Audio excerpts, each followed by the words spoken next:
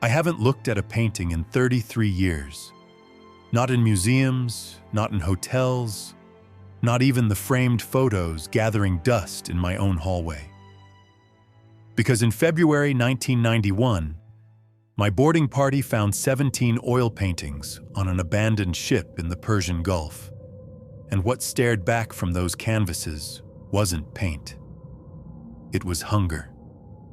I threw 17 paintings into the Persian Gulf on February 23, 1991, and watched them float back to our ship against a current that should have carried them to Iran. When we hauled them aboard the second time, the figures in the paintings had changed. They weren't anonymous subjects anymore. They were us. The door was already open. We just hadn't realized we were the ones being invited through. The Persian Gulf in '91 was a graveyard disguised as an ocean. Oil slicks caught fire if you looked at them wrong, and the water itself seemed angry, thick, black, unnatural. After 6 weeks of sorties and the constant threat of Scud missiles, you'd think we'd gotten used to the weight pressing down on everything aboard the USS Abraham Lincoln. But fear has a way of evolving when you're trapped in a steel box floating over water that burns if someone drops a cigarette. I was Petty Officer 2nd Class Marcus Webb, Electronic Warfare Specialist. Fancy title for the guy who spent 16-hour shifts staring at green dots that might be enemy contacts or might be dolphins having a bad day. 22 years old and convinced I was immortal. Right up until February 17th, 0300 hours, when immortality died screaming. You ever notice how the ocean has different voices? During the day, it's all white noise and engine vibration, background static you learn to ignore. But at 3 a.m, when the bombing runs pause and the world holds its breath, the Gulf whispers. That night, it was whispering names I recognized. Webb, you seeing this shit? Lieutenant Morrison's voice cut through my caffeine-induced trance. His coffee breath mixed with recycled air, creating that special submarine smell of desperation and Navy instinct. My radar screen showed exactly what it had shown for the past 4 hours. Nothing. Clean sweep, no contacts within our designated patrol sector. Negative on radar, sir. Scope's clean. Then what the hell is that? Morrison pointed through the reinforced porthole. 300 meters off our starboard bow, a ship blazed with lights like a carnival had gotten lost at sea. Running lights, deck lights, even what looked like Christmas decorations strung along the superstructure. In a war zone, at 3 a.m. You know what was wrong with that picture? Everything. No radar signature. My equipment should have been screaming. No thermal reading. The infrared was stone cold. No radio chatter. Comms was dead silent except for our own traffic. Just lights where no lights should exist, on a ship that apparently didn't want to be detected, but was advertising its presence like a neon sign in the desert. The bridge transformed from sleepy night watch to controlled chaos in about 15 seconds. Captain Hayes materialized like he'd been summoned by some sixth sense, which, knowing Hayes, wasn't impossible. 30-year Navy veteran with instincts sharpened by 3 wars and countless nights like this one. The man could smell trouble through solid steel. How long has she been there? His voice carried that particular edge of command that made junior officers stand straighter. Just appeared, sir. One sweep, nothing. Next sweep, lights. Ships don't materialize, Webb. You missed her approach. Except I hadn't. I'd been glued to that screen since midnight, hopped up on Navy coffee strong enough to wake the dead and paranoid enough to jump at shadows. That vessel had appeared between one radar sweep and the next. materializing from black water like it had been waiting just below the surface for us to notice. Chief Kowalski's voice crackled from the communications station. "Captain, I'm getting zero response. No distress signal, no identification beacon, no radio chatter. She's running completely dark except for those lights." Hayes raised his binoculars, studying the mystery ship in the green glow of our instrument panels. His face could have been carved from granite. "Distance 300 meters and holding position. She's not drifting. Someone's maintaining station. In the middle of a war zone." Broadcasting her position to every pilot and missile battery within 50 miles, Hayes lowered the binoculars, decision crystallizing in his expression. "Prep a boarding party. Full tactical 6 men. If she's abandoned, I need to know why. If she's not..." He didn't finish, but we all understood. An unidentified vessel maintaining position this close to a carrier battle group wasn't just suspicious. It was a potential torpedo launch platform, a floating bomb, or worse. In the Gulf, paranoia wasn't a disorder. It was survival instinct. You'd think someone would have asked the obvious question. Why not just radio for identification and blow her out of the water if she didn't respond? But standing orders were clear. Investigate first, destroy second.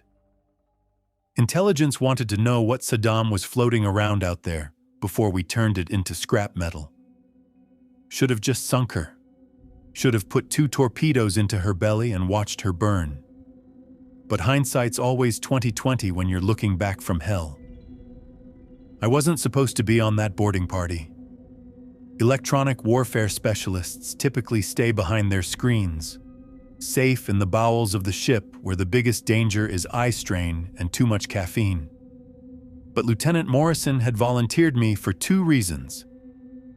I spoke passable Arabic, which might be useful if we found Iraqi civilians, and I had what he diplomatically called situational awareness. What he meant was that I worried about everything, which made me good at spotting things that didn't belong.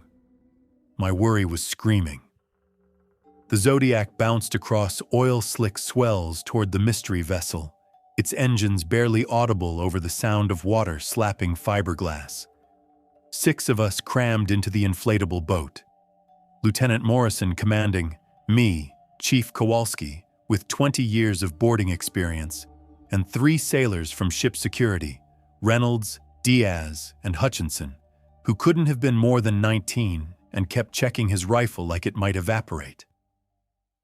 "Easy, Hutch," Diaz muttered, adjusting his own gear. "Probably just smugglers who saw us coming and decided to take a swim. But smugglers don't maintain perfect station keeping, and they sure as hell don't illuminate their vessels like Broadway theaters." As we approached, details became visible through the pre-dawn gloom. The ship was maybe 150 feet long, converted fishing trawler by the look of her. Rust-streaked hull, commercial fishing gear still mounted on the stern, but modifications everywhere. Better radar, upgraded communications array, cargo booms rated for heavier loads than fish. Greek registry, according to the faded lettering on her stern. Cassandra. Cassandra. "Anybody know Greek mythology?" Morrison asked as we pulled alongside. "Cassandra could see the future," I said, but nobody believed her warnings. Morrison looked at me over his rifle sights. Freaking perfect. The ladder up was solid, professionally welded. Morrison went first, weapon ready, flashlight cutting through shadows. One by one we followed, boots clanging on metal rungs that sang slightly in the Gulf wind. The deck was wrong, not visibly wrong. Nothing broken, no bodies, no obvious signs of violence. Just wrong in that indefinable way that makes your skin crawl without giving your brain specific reasons. A steaming cup of coffee sat on a cargo crate. still hot enough to see vapor rising in the cool air. A lit cigarette balanced on the edge of an improvised ashtray, ash impossibly long and unbroken despite the wind that should have scattered it. "Hello?" Morrison's voice carried across empty deck space. "United States Navy. Anyone aboard?" The only response was the steady purr of diesel engines and something else. Music drifting up from below deck. Classical, melancholy, violins weeping in a minor key that seemed designed to make you homesick for places you'd never been. We cleared the bridge first, empty but recently occupied. Navigation charts spread across the plotting table showed a course from Bahrain to Kuwait City, with waypoints marked in careful pencil. The radio crackled softly with static, volume turned low. Someone had been monitoring maritime frequencies. The ship's log lay open to February 17th, today's date. The last entry consisted of one word written repeatedly down the entire page in increasingly erratic handwriting. Watching, watching, watching, watching. 23 iterations, each one slightly different, like someone fighting to maintain control of their own hand. "Sir," Reynolds called from the stern rail, "you need to see this." The cargo hold doors gaped open like a mouth. We descended into darkness that seemed to swallow our flashlight beams, air thick with the scent of oil paint mixed with something else. Copper, fear, sweat, and underneath it all, the ozone smell of electrical storms. Professional packing crates filled the hold, dozens of them arranged with military precision. Shipping manifests in French were tacked to each one. Destination: private collector, Kuwait City. Contents: fine art, European masters, 18th and 19th century. Estimated value per manifest: $3.7 million. "War profiteering," Morrison said, voice tight with disgust. "Probably looted Iraqi museums during the invasion." A door slammed somewhere above us. We froze, weapons up, fingers on triggers. The classical music stopped mid-phrase. The diesel engines died with a mechanical sigh. Sudden silence pressed down like physical weight, broken only by the gentle creaking of hull plates adjusting to swells. "Hutchinson, Reynolds, topside now," Morrison whispered. "Secure the deck and report." They disappeared up the ladder, boots clanging. 30 seconds later, Reynolds' voice crackled through our handheld radios. "Deck secure, sir." "But the captain's quarters door is locked from the inside." "Locked when we cleared the bridge?" "Negative, sir. Door was open when I checked it personally. I looked inside. Empty cabin, unmade bunk." Morrison's eyes reflected our flashlight beams, pupils dilated with adrenaline. "Webb, you and Kowalski start documenting these crates. Full inventory." "Diaz, with me. We're having another conversation with whoever's playing hide and seek." They climbed toward deck level, leaving Kowalski and me alone in the hold with 17 wooden crates and a silence that felt like being watched by invisible eyes. The first crate we opened contained 3 paintings wrapped in white cotton cloth like burial shrouds. Kowalski pulled the largest free, and even under harsh LED illumination, it was breathtaking. A landscape, rolling hills stretching toward distant mountains, a small village nestled in a valley, storm clouds gathering with the kind of detail that made you want to seek shelter. "Museum quality," Kowalski whispered, running calloused fingers along the gilded frame. "Must be worth—" "Don't touch the canvas." "Why?" I didn't have an answer that wouldn't sound crazy. Just that crawling sensation you get when something fundamental is wrong, but your conscious mind hasn't identified the threat yet. Ever notice how painted eyes seem to follow you around a room? It's an optical illusion, a trick of perspective and light. But these weren't portraits with eyes. They were landscapes, still lifes, religious scenes with figures facing away from the viewer. So why did I feel like something in them was staring back? We documented 17 paintings total, each one a masterpiece that belonged in the Louvre or the Metropolitan. Pastoral scenes that seemed to breathe with their own weather. Religious imagery so detailed you could read the Latin inscriptions on the angels' robes. Still lifes that looked fresh enough to pluck fruit from the painted tables. The manifests claimed 18th and 19th century origins, but something was off about the age. Oil paintings from that era should show some wear, cracking in the paint, yellowing of varnish, the subtle patina that comes with centuries of existence. These looked like they'd been completed yesterday. Morrison's voice crackled through the radio. "Webb, we've got a problem up here." "What kind of problem, sir?" "The kind where doors lock themselves and coffee stays hot for 6 hours. Kowalski and I exchanged glances. In the beam of our flashlights, the paintings seemed to shimmer slightly, as if the paint was still wet and settling.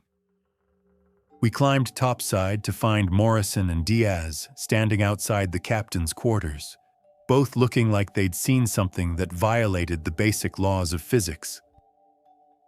"Door was definitely open," Diaz said. "I checked the cabin personally. Small space, nowhere to hide. Now it's locked from inside, and we can hear movement." "Movement?" "Like someone pacing, back and forth, very regular. But when we knock..." Morrison demonstrated, rapping knuckles against the metal door. The pacing stopped instantly. Complete silence. Then, after maybe 30 seconds, it resumed. Same rhythm, same pattern. "Could be jury-rigged," Kowalski suggested. "Mechanical device, make it sound occupied when it's not." But that didn't explain the coffee, or the cigarette, or the way the ship's log had been written in while we were below deck. I'd counted 23 entries before. Now there were 25. The door opened as we watched. No sound of locks disengaging, no creak of hinges. It simply swung inward to reveal a cramped cabin containing a narrow bunk, a fold-down desk, and a shelf of books in what looked like Greek. No person visible, but the bunk was rumpled like someone had been sleeping in it recently. A painting hung on the bulkhead above the pillow, a portrait of a woman in dark Victorian dress, standing in what appeared to be the same cabin we were examining. Same bunk, same desk, same arrangement of books on the shelf. But in the painted version, someone slept under the covers. A vague human shape, face turned away from the artist. "Self-portrait of the room," Hutchinson said, peering over Morrison's shoulder. "Weird thing to paint." "Look closer," Morrison said quietly. I did. In the painting's version of the fold-down desk sat an open logbook. The page was clearly visible, covered with writing. The same word, repeated in increasingly frantic handwriting. Watching. But here's what made my blood turn to ice water. In the real cabin, the desk was closed. Empty surface, nothing on it. The logbook was in the wheelhouse, 40 feet away. We found the crew manifest in a folder tucked behind the radio equipment. 7 names, all Greek, with passport photos attached. Normal working men, weathered faces, competent hands, the kind of career merchant sailors you'd find on commercial vessels from Piraeus to Singapore. But the photographs were wrong. Not obviously wrong. No supernatural distortions or obvious forgeries. Just wrong in a way that made you look twice, then 3 times, trying to figure out what your subconscious had noticed. They were all looking at the same spot. 7 different men, photographed at different times for official documents, all staring at the exact same point somewhere past the camera. Not at the lens, through it, towards something behind the photographer that had captured their attention completely. "Probably coincidence," Morrison said, but his voice lacked conviction. Diaz found something else. "Sir, engine room's clean, but someone's been drawing on the walls." The engine compartment was spotless. No oil stains, no rust, no accumulated grime you'd expect on a working vessel. But covering every vertical surface were charcoal drawings. Crude stick figures arranged in rows, hundreds of them, all facing the same direction like an audience watching an invisible stage. At the center of the largest wall, drawn with more care and detail, was an empty picture frame. Just an ornate rectangle with nothing inside it. "Boredom," Morrison said, but he was studying the drawings with the intensity of someone trying to decode a message. "Long voyages, nothing to do. Sailors get creative." Kowalski found the notebook tucked behind the main engine block, wrapped in oiled cloth to protect it from moisture. Water damaged despite the precautions, pages stuck together, but we could separate them carefully and read most of the entries. Written in English, which was odd for a Greek crew. Handwriting that started neat and deteriorated over time. Day 3. The paintings speak when no one is listening. Dmitri swears he heard Greek folk songs at 0200, but when we investigated, the cargo hold was silent.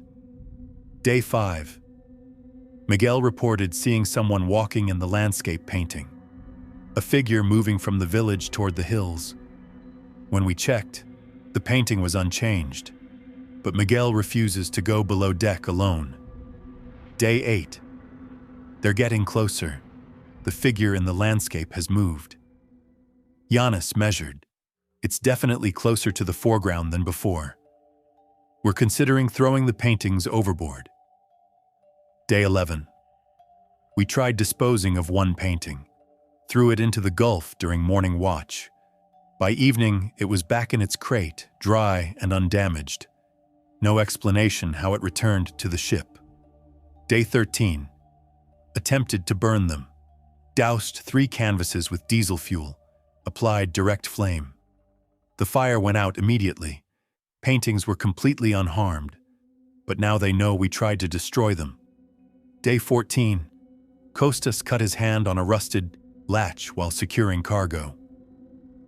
When he steadied himself against a crate, his bloody handprint smeared the protective cloth. The painting underneath went cold to the touch. He said it felt like pressing his palm against a corpse. Day 16. I understand now. These aren't paintings, they're windows, and something on the other side is looking through, learning about us, preparing. The final entry was different. Careful block letters, like someone fighting to maintain control. We are in the paintings now. They are on the ship. Here's what should have happened. We should have radioed for a full investigation team, cordoned off the area, and waited for people trained in handling anomalous situations. But war makes you stupid. Makes you think standard operating procedures apply to everything, that training and firepower can solve any problem. Morrison made the call that doomed us all. We're taking everything back to the Lincoln. Full documentation, complete chain of custody, then it becomes intelligence's headache. It took 4 hours to transfer the crates using the ship's crane. By the time we finished, Dawn was painting the Gulf the color of old blood, and the Cassandra sat empty on swells that reflected light like hammered metal. Morrison wanted to scuttle her, put a few rounds below the waterline and watch her join the other wrecks littering the Gulf floor. But Captain Hayes overruled him, citing international maritime law and the need for proper documentation. So we left her floating, abandoned, empty, or so we thought. Standard protocol for recovered contraband was immediate secure storage pending investigation. No viewing, no handling, no admiring the pretty pictures until lawyers and intelligence analysts determined legal ownership and strategic value. Admiral Garrett had other plans. Distinguished Naval Academy graduate with a master's degree in European art history, the kind of officer who collected rare books and attended gallery openings during shore leave. He'd heard about our cultural recovery operation and wanted the paintings properly assessed by qualified personnel. Translation: he wanted to look at them. They set up a private viewing in the officer's wardroom, supposedly for professional evaluation. Admiral Garrett, Captain Hayes, department heads, and me, Morrison's cultural liaison, in case anyone needed historical context or translation services. You want to know the truth about military leadership? Half of it consists of highly educated people pretending they're not impressed by impressive things. These paintings? They impressed the hell out of everyone. Magnificent, Admiral Garrett kept saying, moving from canvas to canvas with the reverence of someone visiting a cathedral. Look at the brushwork, the use of light and shadow. These have to be authentic period pieces. All 17 paintings hung along the wardroom walls, properly illuminated by track lighting that brought out colors so vivid they seemed to pulse. The landscape with its approaching storm dominated one wall, clouds rendered so realistically you could almost smell rain.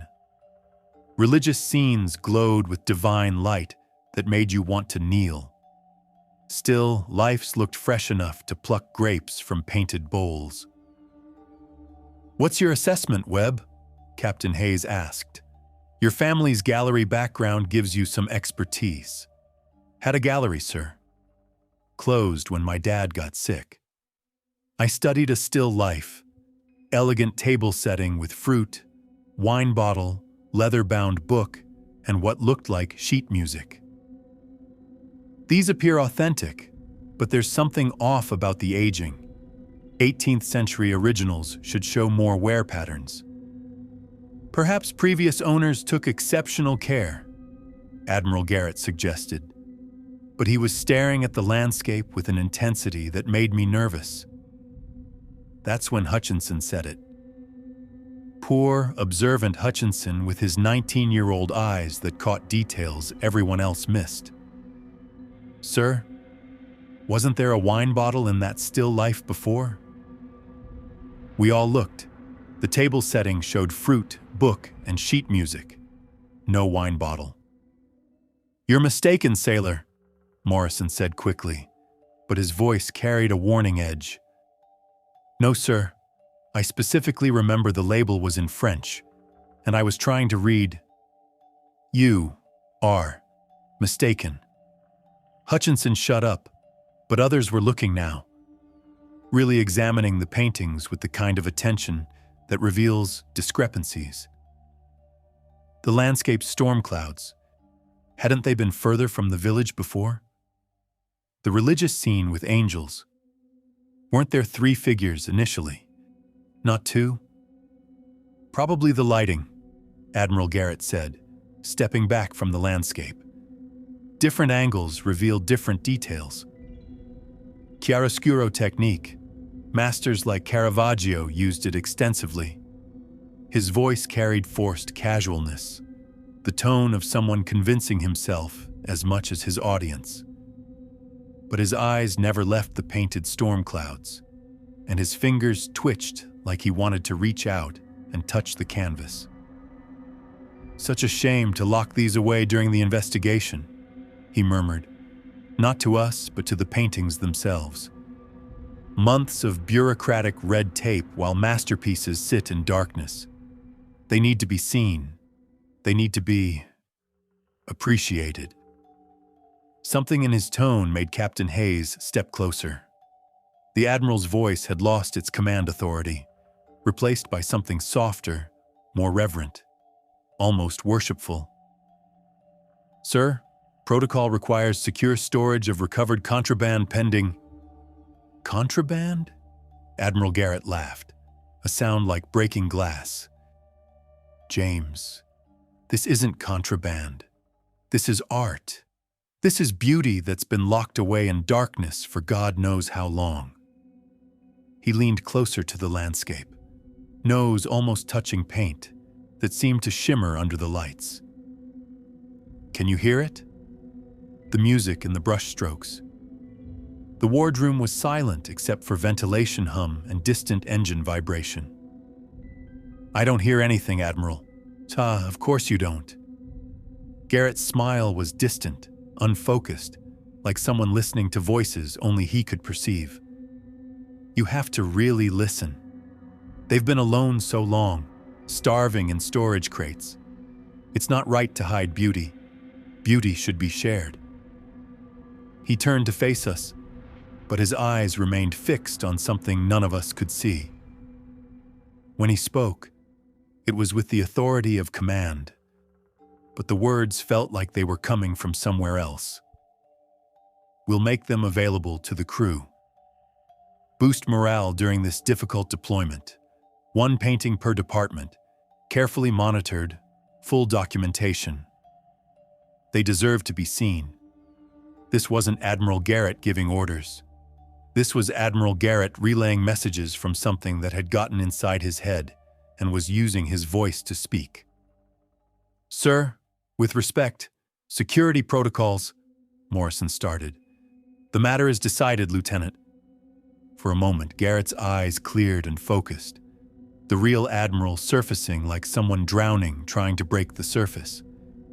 His expression showed fear, confusion, the look of someone fighting a losing battle against thoughts that weren't his own.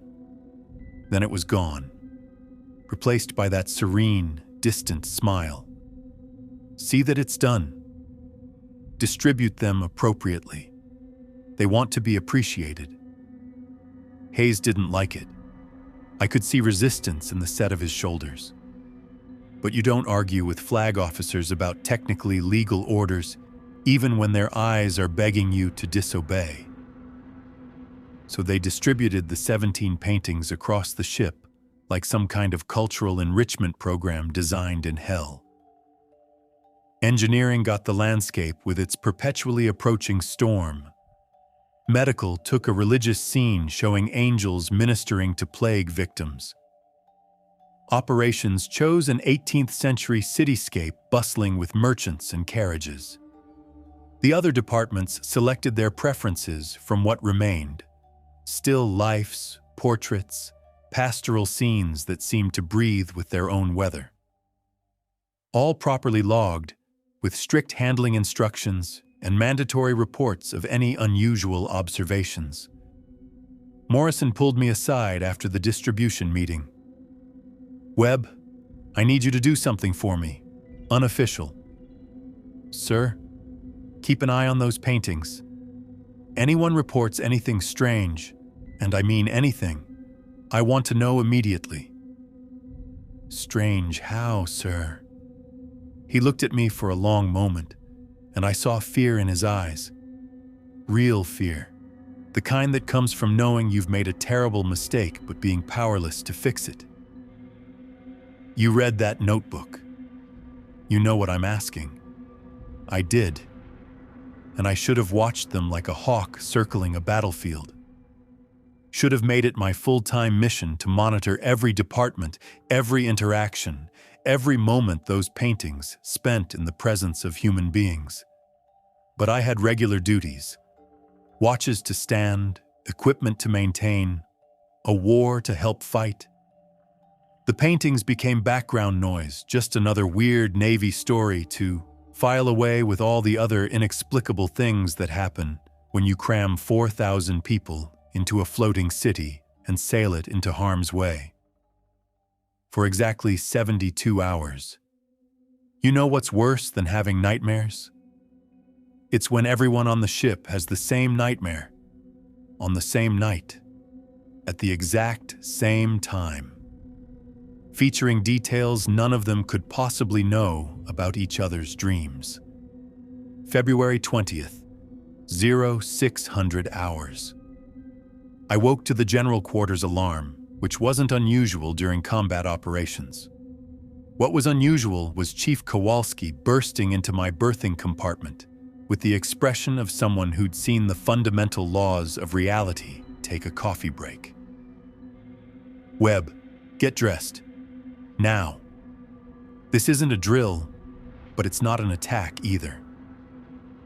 His voice carried the kind of controlled panic that comes from trying to stay professional when everything you understand about the world has just been turned sideways. Something's wrong with the crew. The medical bay looked like the aftermath of a psychological warfare experiment. 15 sailors from different departments, different watches, different social circles, all presenting identical symptoms: severe depression, acute insomnia, paranoid ideation, and what the chief medical officer was diplomatically calling shared delusional episodes. Except they weren't delusional. They were all saying the exact same thing, using the exact same words. The paintings are empty now. I found Hutchinson first, sitting on an examination table and staring at his hands like they belonged to someone else. The kid who'd been checking his rifle nervously 3 days ago now looked like he'd aged a decade overnight. "Hutch, what happened?" He looked up with eyes that had seen something human beings aren't supposed to see. "I had a dream, Webb." We all did. The exact same dream, down to the smallest detail. "Tell me." "I was standing in a field. The one from engineering's painting. Rolling hills, distant village, storm clouds gathering overhead. But I wasn't alone. There were others with me. Martinez from navigation, Chen from communications, Rogers from supply, bunch of guys from different departments who don't even know each other." He paused, hands trembling slightly. "We were all there, in the painting. Not looking at it, inside it. The grass felt real under our feet. We could smell rain coming with the storm. And we were all trying to get out, trying to find the edge of the frame. But no matter which direction we walked, the landscape just continued. Like the painting had no borders. It was just a dream. No." His grip on my arm was desperate, fingers digging in like claws. When I woke up, I ran straight to engineering. Had to see the painting, had to prove to myself it was just a nightmare. His voice dropped to a whisper. "The landscape is empty, Webb. No village, no hills, no storm clouds. Just blank canvas in a frame." I ran, sprinted through passages that suddenly felt too narrow, nearly collided with 2 ensigns and a petty officer who were having their own whispered conversations about weird dreams and empty paintings. The landscape hung exactly where engineering had mounted it, properly illuminated and secured according to regulations. From a distance, it looked normal. Rolling hills, distant village, storm clouds pregnant with rain. But Hutchinson was right about one crucial detail. It was empty, not blank. The scenery was all there, painted with the same masterful technique we'd admired. But it was abandoned, evacuated, like looking at photographs of Pompeii after the eruption. Everything in place, but you knew with absolute certainty that nothing lived there anymore. The village showed no signs of habitation, no smoke from chimneys, no movement in the streets, no figures in the windows. The storm clouds hung motionless, frozen between one moment and the next, as if time itself had stopped inside the frame. I checked medical next. The religious scene that had shown angels ministering to plague victims now depicted the same setting, but the angels were gone.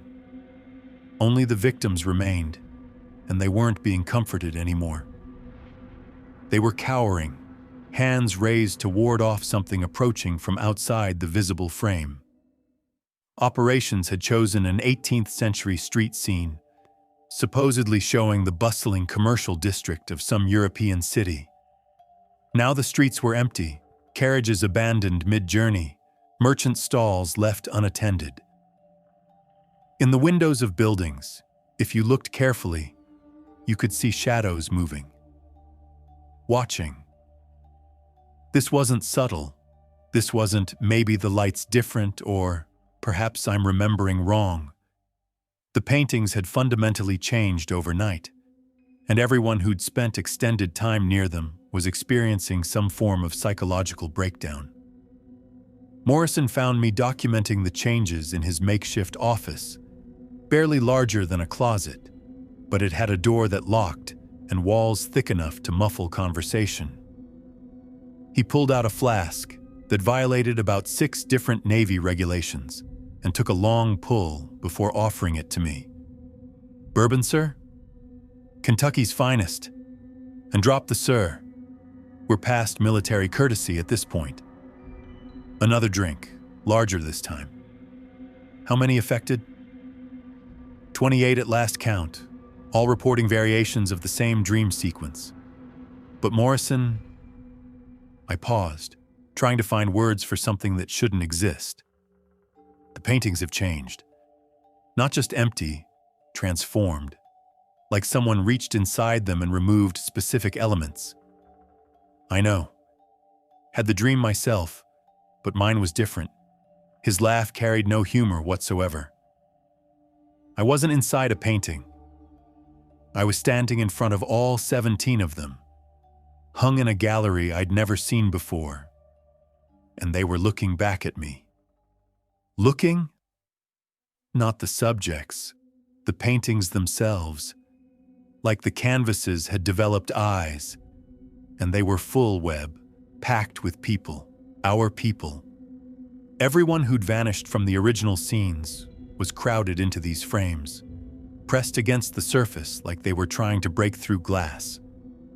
Before I could respond, the intercom crackled to life with an announcement that made both of us freeze. "Security alert. All personnel to Deck 5, Section C. Medical emergency in progress." Seaman Rogers had tried to destroy the still life in his berthing compartment, used a combat knife, slashing repeatedly at the canvas with enough force to cut through the frame. The painting was completely unharmed, not a scratch on the surface, colors as vibrant as ever. But Rogers's hands were shredded like he'd been fighting something with claws and razors. They'd sedated him heavily, but not before he managed to gasp out words that made everyone in the compartment step backward. "They're coming through tonight. Midnight. All of them at once. The door is almost open." Morrison looked at his watch. 1800 hours. 6 hours until midnight. "We're getting those things off this ship," he said quietly. "Tonight. All of them." "How?" "Admiral's direct orders. Screw the Admiral. I'd rather face a court-martial than whatever's planning to step out of those frames." Morrison assembled his team carefully. Me, Kowalski, Diaz, and Captain Hayes himself. Having the ship's commanding officer involved meant we were either completely insane or facing a threat that transcended normal military hierarchy. "Officially, I know nothing about this operation," Hayes said, securing the wardroom hatch behind us. "Unofficially, those things go overboard in weighted bags before midnight. All 17 of them. But the paintings had developed their own agenda. We started with engineering's landscape, figuring it was the largest and therefore the primary focal point. Kowalski and Diaz lifted it carefully off its mounting brackets, and that's when the screaming started. Not from us, from inside the painting. A sound like wind through a narrow canyon, but underneath the howling were voices, human voices, pleading in languages I didn't recognize, begging in tones of absolute desperation that cut through your chest like frozen needles. The ornate frame became burning hot. Diaz dropped his end with a curse, pulling away hands that showed immediate blistering from contact with metal that had somehow become superheated. "Leave it," Hayes ordered, studying the painting that now seemed to pulse with its own internal light. "Try another one." Medical was worse. The moment we touched the religious scene, every light fixture in the compartment exploded in a shower of sparks and glass. In the sudden darkness, the painting began to glow, soft, sickly green phosphorescence that made everything look drowned and rotting. And in that unholy light, we saw them. The figures that had vanished from the paintings were standing behind the frames, pressing against some invisible barrier, trying to push through into our reality. Their faces were wrong, still recognizably human but stretched and distorted, like someone had grabbed their features and pulled them in directions faces weren't meant to go. Angels with wings that ended in grasping fingers. Plague victims whose sores moved and writhed with independent life. Merchants whose eyes had been replaced with windows showing landscapes of fire and ash. "Jesus Christ," Kowalski whispered, backing toward the hatch. "No," Morrison said grimly, raising his sidearm. "I don't think he's involved in this. You want to know what real terror feels like? It's not jumping at shadows or feeling watched in empty rooms. It's the moment you realize you're completely, utterly screwed, that you've stumbled into something so far beyond your understanding or ability to handle, that your best-case scenario is quick death. 2,330 hours, 30 minutes until midnight. Half the crew was reporting nightmares while fully awake. Shared hallucinations of standing in painted landscapes that stretched beyond the edges of their frames. The other half had barricaded themselves in their berthing compartments, as far from the distributed paintings as the ship's geometry allowed. Admiral Garrett had finally accepted that something was catastrophically wrong, but his solution involved locking down all affected areas and waiting for a psychiatric evaluation team to fly in from Bahrain. Morrison had a more direct approach planned. "That notebook from the Cassandra," he said, pulling out photocopied pages. "There was more. Final entries I didn't report because they seemed like ravings." He'd separated the water-damaged final pages, dried them carefully under controlled conditions. The handwriting was different from the earlier entries. Older, more formal, like something copied from a much older source. The binding of Cassandra's sight. "These frames are doors. These paints are keys. What watches through cannot be freed, unless the watchers become the watched and pay the price that can't be bought.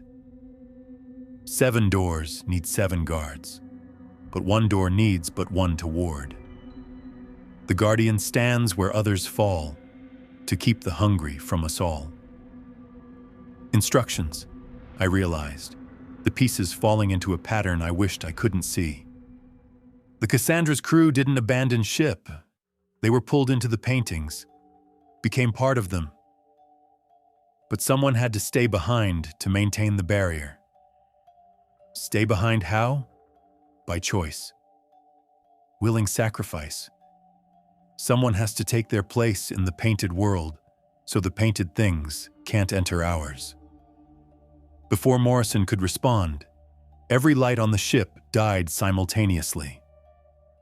Nuclear-powered aircraft carrier with multiple redundant electrical systems, and we went dark like someone had thrown a master switch. In that absolute darkness, 17 paintings began to glow with their own light. Emergency power kicked in after what felt like hours, but was probably only minutes. Red lighting bathed everything in the color of arterial blood, and the intercom system erupted with reports from across the ship.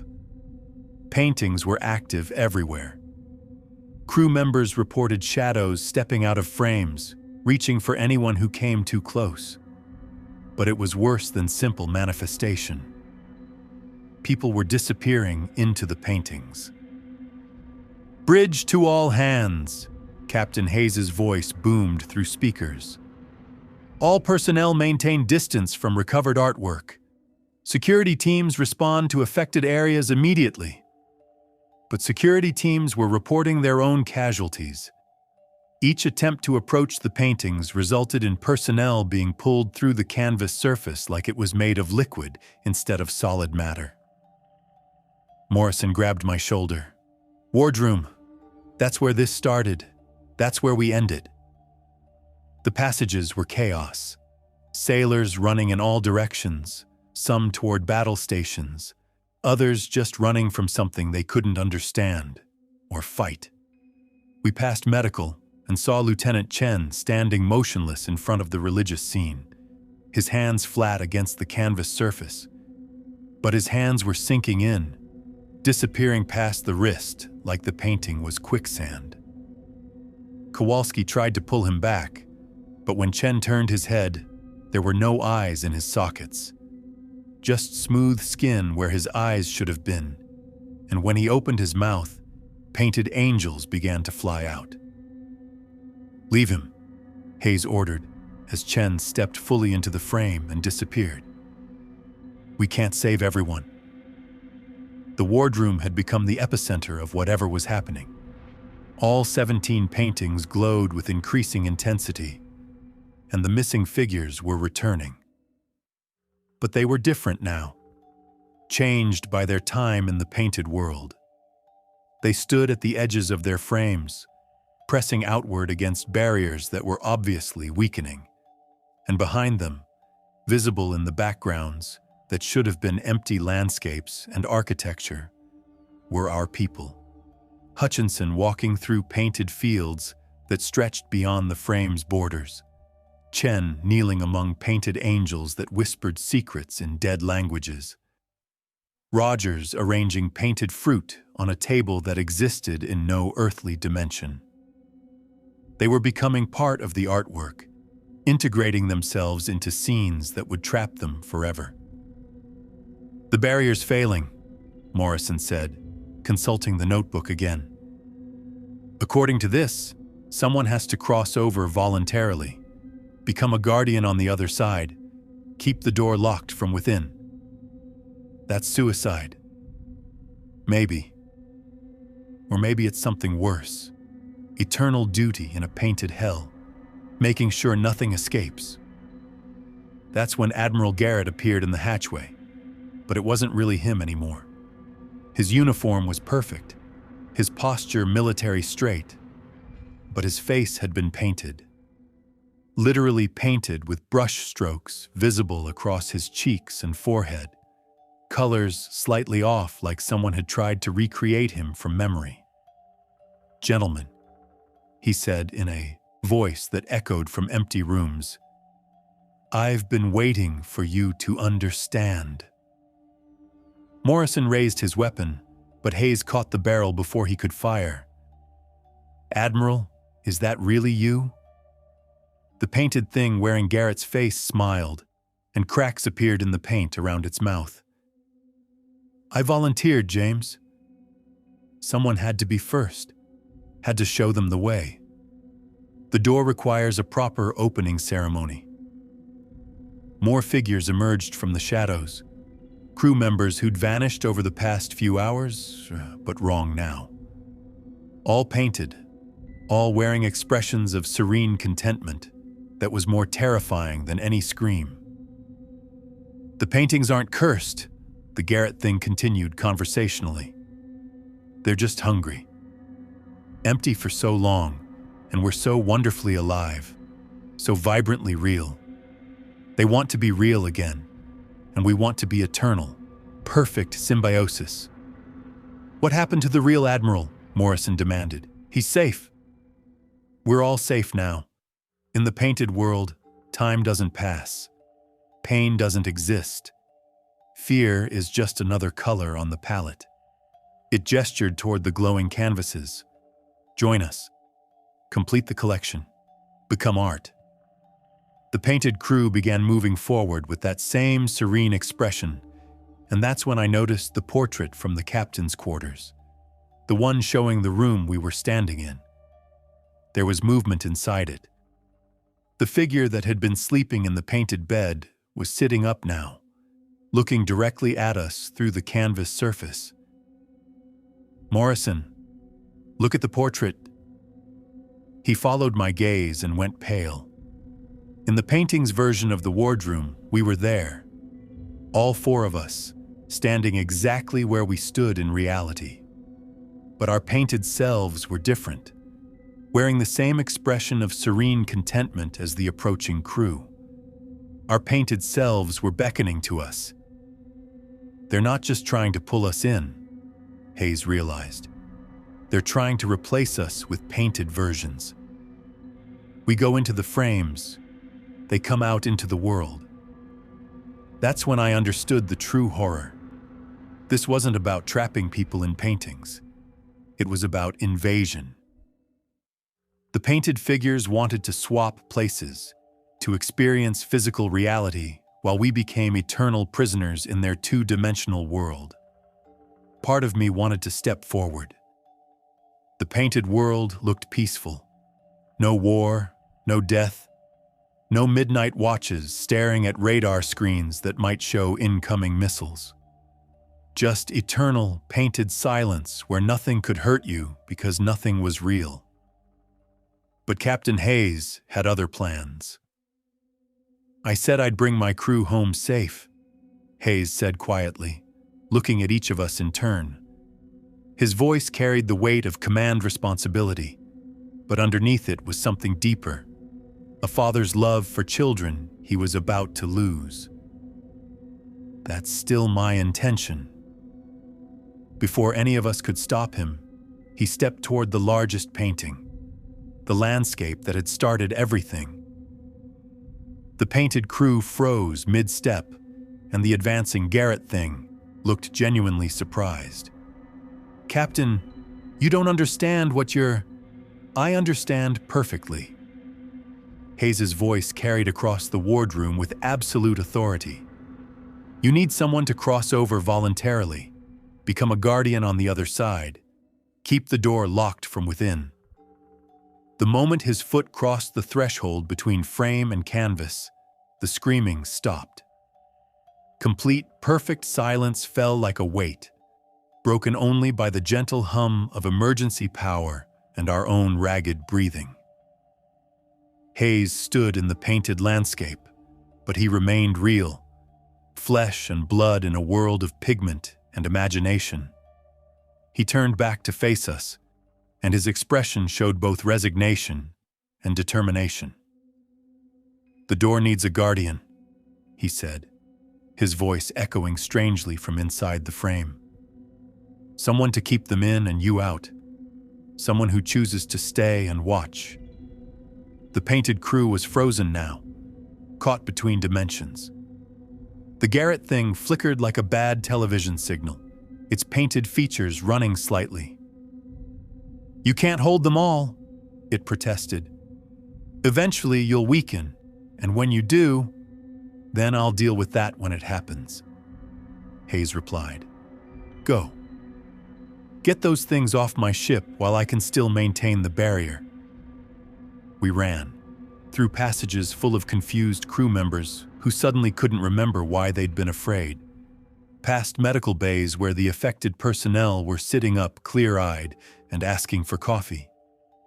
The paintings were just paintings again, masterful works of art, but no longer windows to hungry otherworlds. But Hayes remained visible in the landscape, a solitary figure standing eternal watch over hills that would never change, and skies that would never clear.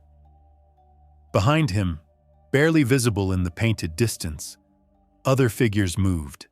The Cassandra's crew, the missing admiral, all the souls who'd been pulled into the painted world over the centuries. But Hayes stood between them and the frame's edge, guardian and gatekeeper, keeping the door sealed through sheer force of will. Official report filed February 24th, 1991. 17 pieces of recovered artwork, suspected stolen property, disposed of according to international maritime law.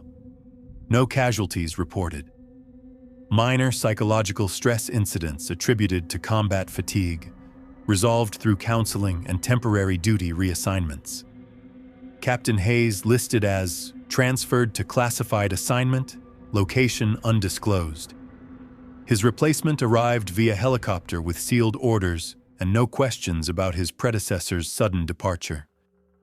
The Greek vessel Cassandra was found burned to the waterline 3 weeks later, drifting in international waters. Coast Guard investigators ruled it an engine fire. No survivors located, no bodies recovered. I kept one thing from that night, the water-damaged notebook that had warned us about what we were facing. Morrison let me take it before we weighted the paintings and dropped them into the deepest part of the Gulf, where the pressure would crush anything trying to swim back to the surface. I've read that notebook thousands of times over the past 33 years, searching for clues about the true nature of what we encountered. But what haunts me most is a detail I didn't notice until years later. The final entry, written in careful block letters while we were aboard the Cassandra, wasn't in the handwriting of the Greek crew. It was Captain Hayes's writing. "We are in the paintings now. They are on the ship." He'd known. Somehow he'd foreseen what was coming and what it would cost. The notebook had been his way of preparing us, guiding us toward the only solution that could save the ship and crew. I served 6 more years after the Gulf War, never encountering another painting that showed unusual properties. Never had another nightmare about stepping through frames into worlds made of pigment and desperation. But I kept that notebook, and sometimes I'd find new entries appearing in Hayes's careful handwriting. Still on watch, all quiet, the door holds. Then, years later, getting tired, hard to maintain focus, need relief soon, and most recently, just last week. The paint is fading. Some of the prisoners are stirring. If the barrier fails, remember. One must stay so others may leave. One must watch so others grieve. Find someone willing, find someone strong. The Guardian can't hold much longer. So here's why I'm telling you this story. Not for entertainment, not for YouTube views or comment engagement, and not for internet fame or viral videos or, I need to find Hayes's replacement. The door is weakening after 3 decades of constant vigilance. When it opens again, it won't be in some distant war zone where the military can contain the outbreak. It'll be in a gallery, a museum, a private collection, somewhere civilian populations will be exposed to something they can't understand or fight. 17 frames of ancient hunger, looking for new subjects to replace the painted figures that have waited centuries for freedom. And they remember every face they've ever seen, including mine. I still carry the notebook, pages stuck together with blood that never properly dried. The writing appears more frequently now, Hayes's script becoming increasingly erratic as exhaustion takes its toll. Webb, I kept my promise as long as I could. 33 years standing watch. But the painted crew is getting stronger, and I'm getting older. Need you to find my relief. Someone who understands the cost. Someone willing to pay it. Gallery opening next month. Mumbai. Private collector acquired them from a Persian Gulf recovery operation. The frames have been restored, the paintings cleaned and revarnished. They look perfect now. Hungry. They're coming home, Webb, and they remember everyone who ever saw them. Jesus Christ. They're already here. The notebook just wrote itself again as I was finishing this account. Opening night is tomorrow. Find someone, Webb. Find someone who can take the watch, Or find someone who can warn the world, but do it fast. I can feel the door cracking. 33 years is a long time to stand guard alone. If you see a landscape painting featuring a solitary figure standing watch over rolling hills, do not look directly at the guardian. He's still there, still keeping the door locked, but he's fading.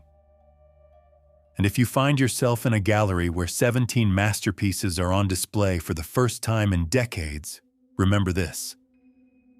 Art should be appreciated, but some doors should never be opened. The painted world is always looking for new residents.